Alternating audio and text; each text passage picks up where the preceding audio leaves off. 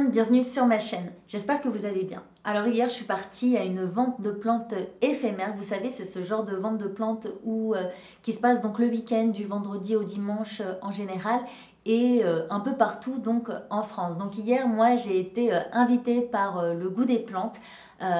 Qui avait un événement à la Bellevilloise, donc dans Paris. D'ailleurs, c'était marrant d'arriver à la Bellevilloise pour un événement qui n'est pas un événement de danse, parce que j'y suis allée beaucoup de fois et c'était pour de la danse à chaque fois. Donc j'ai été invitée, j'avais le droit de choisir les plantes qui me faisaient envie. En même temps, je pouvais donc filmer la vente, filmer les plantes qu'ils avaient, tout ça pour pouvoir donc le partager avec vous. Donc qu'est-ce que je pense de ces grandes ventes de plantes éphémères? Moi je trouve que c'est quand même une opportunité géniale en fait pour découvrir les plantes, parce que moi-même j'ai commencé par ce genre de vente de plantes, par ce genre d'événement pour commencer ma passion pour les plantes. J'ai vraiment commencé avec ces événements-là.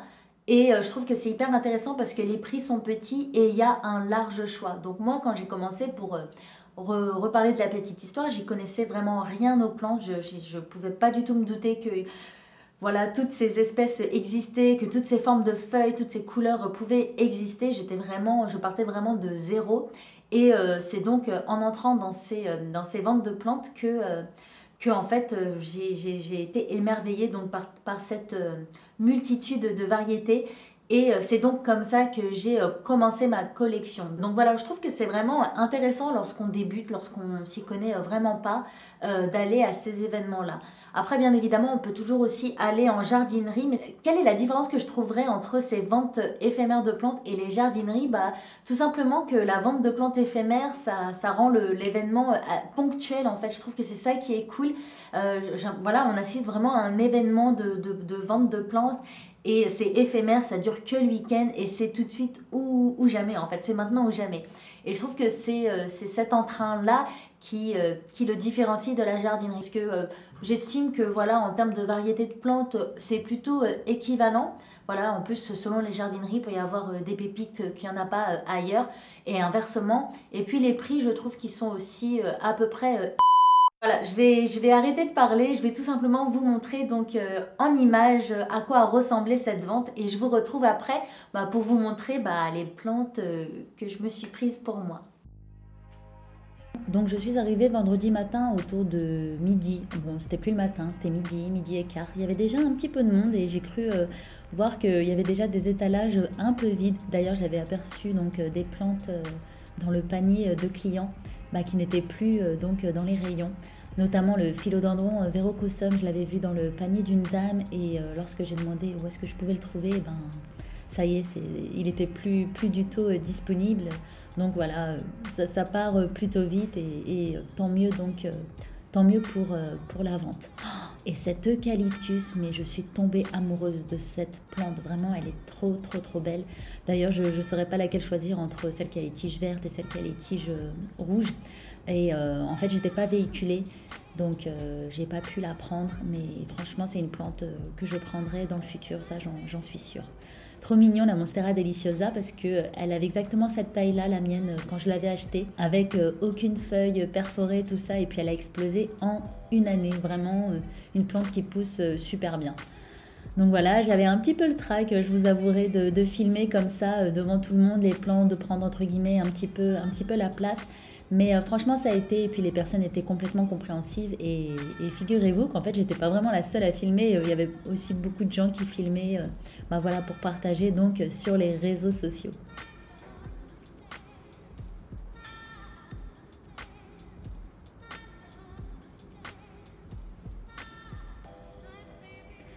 Ce philodendron Birkin, je l'ai vraiment trouvé splendide. Donc c'est vraiment une plante qui me fait un peu moins envie maintenant, mais je suis toujours fascinée lorsque les feuilles ont deux couleurs. Je trouve ça vraiment trop canon.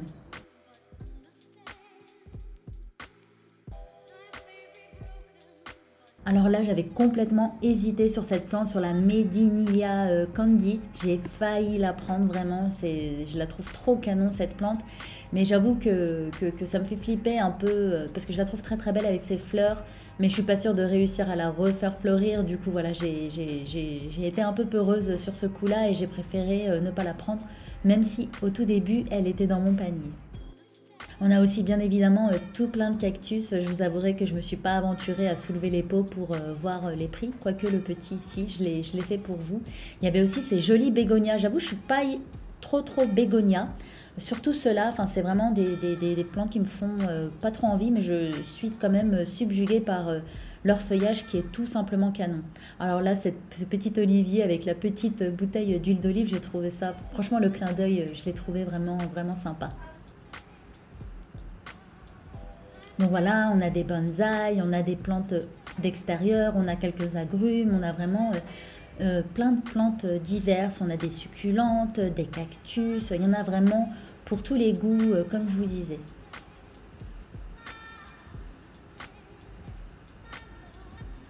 Donc là, on est sur les terrariums et franchement, je trouve que c'est trop canon. D'ailleurs, quand je suis passée en caisse, il y avait les Pilea Mojito. Et je vous avouerai que j'ai été tentée, mais le prix pour moi n'était pas assez attractif pour que je saute le pas. Alors là, ce Xanthosoma, je l'ai trouvé sublime, avec les tiges noires. Il m'a fait penser aux zébrinas. Vous savez, il y a une Alocasia zebrina qui a des tiges noires aussi. Ben là, ça m'a fait penser à ça. Mais les feuilles sont légèrement différentes et je l'ai trouvée splendide. Cette plante vraiment trop belle.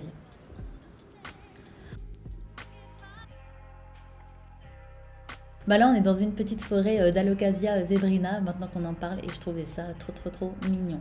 Donc là, vous voyez le philodendron scandène, mais qui est tout simplement magnifique. D'ailleurs, les feuilles étaient énormes, c'était impressionnant.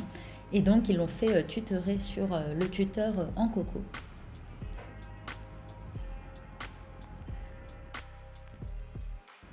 On a des petits syngoniums. Ah, la plante de café dans une tasse de café, j'ai trouvé ça chouette aussi. C'était sympa, le petit clin d'œil. Et donc là, on a une Tiantia, voilà, qui est pas mal mise en beauté. Voilà, son installation est plutôt sympathique. Et là, un gigantesque philodendron green. Enfin, vous voyez la taille des feuilles, c'était juste impressionnant. Ok, donc vous avez bien vu, il y avait plein de plantes assez variées et il y en a vraiment pour tous les budgets. Il y en a vraiment pour tous les budgets. Il y a des plantes qui commencent à 3 euros et il y en a des plus chères. Je crois la plus chère que j'ai vue, c'était peut-être 60 ou 65 euros. Donc je trouve que c'est relativement abordable. Donc pour commencer, j'ai pas pris des plantes que pour moi. Voilà, j'ai voulu en fait partager donc cette occasion. Et d'ailleurs cette occasion en fait... je vais vous la dédier en partie parce que c'est en partie aussi grâce à vous que j'ai été donc invitée à cette vente de plantes.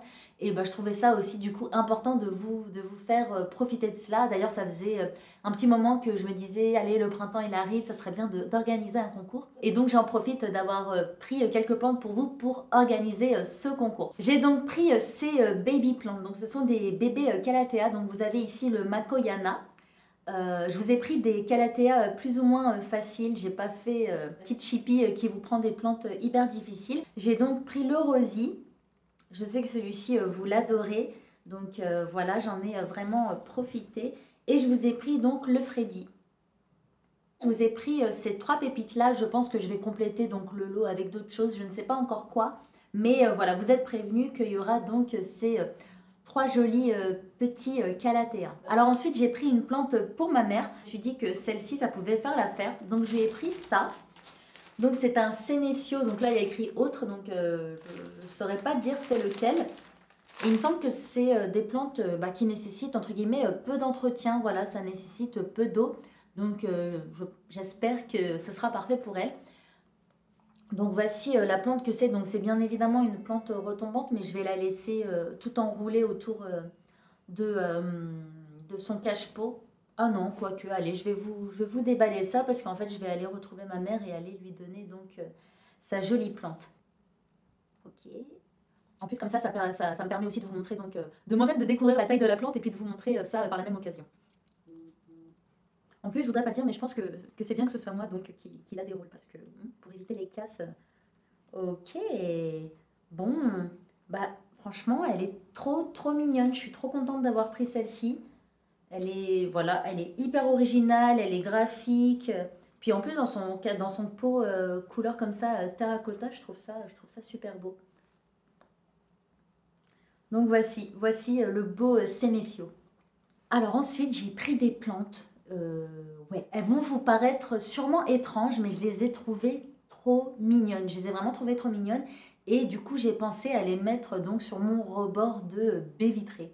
Voilà, donc je vais vous les montrer tout de suite. Donc ce sont celles-ci, voilà, ce sont des sedum, il n'y a pas écrit spécifiquement, il n'y a pas écrit exactement quel genre de sedum c'est, mais je ne sais pas vous, je ne sais pas ce que vous en pensez, mais je les trouve mignonnes, originales, et je crois que c'est ça qui m'a plu en fait. J'ai beaucoup aimé voilà l'effet petite feuille. J'aime beaucoup celui-ci avec le vert clair au-dessus et puis ça redescend un peu plus aubergine. J'aime beaucoup. Et celui-ci, j'ai trop aimé donc les petites feuilles un peu faux-folles. Donc je pense que ça, voilà, dans une jardinière à l'extérieur, je pense que ça peut vraiment être canon. D'ailleurs, si vous avez le nom de ces plantes spécifiquement, vous pouvez me le dire en commentaire, je suis complètement preneuse. Donc d'ailleurs, là, celle-ci, je vais voir en fait si peut-être je pourrais les diviser parce que pareil, peut-être que je vais, si c'est possible de les diviser, j'en passerai donc à ma mère aussi. Je crois que ce sont des plantes qui poussent hyper vite, elles envahissent assez facilement leur peau, donc... Donc voilà, je ne me fais pas de soucis. Alors ensuite, la dernière plante que j'ai prise, elle est pour moi et je vais tout simplement vous la montrer. C'est celle-ci. C'est le bégonia luxuriant. Donc voilà, si vous connaissez un peu déjà ma collection, bah, c'est le premier bégonia que je vous présente. En fait, j'avais déjà bouturé donc une feuille de bégonia. J'avais réussi, je l'avais fait à l'étouffer. Mais après, j'avoue que j'ai pas bien pris soin de la bouture, donc elle est morte. Ensuite, à une autre plante, vente de plantes éphémères, j'avais donc acheté le bégonia maculata. J'avais d'ailleurs divisé, je l'avais offert. Les personnes à qui je l'avais offert, elle est morte direct. Et c'est vrai que chez moi, elle n'a pas tenu une semaine. Du coup, je m'étais dit, allez, je retente plus l'expérience. J'ai l'impression que c'est vraiment des plantes hyper compliquées. Ça supporte pas l'excès d'eau, ça supporte pas le manque d'eau. La fenêtre de séchage du terreau, elle est très très courte, elle est assez compliquée à gérer. Et c'est vrai que du coup, j'avais pas voulu réitérer l'expérience. Et donc, celle-ci, quand je l'ai trouvée sur place, mais je l'ai trouvée tout simplement magnifique. Je ne l'avais pas tout de suite pris, parce que d'ailleurs, celle-ci, je l'avais aussi trouvée sur Internet, mais c'était clair et net, j'en voulais pas. Mais là, sur place, quand je l'ai vue, enfin, franchement, c'était... Je l'ai rencontrée en personne, la plante, donc c'est différent. Et je l'ai trouvée magnifique. J'ai pas prise tout de suite parce que je me suis dit, allez, non, non, vas-y, je vais me diriger vers des calatéas, vers des plantes que je maîtrise et que je connais mieux.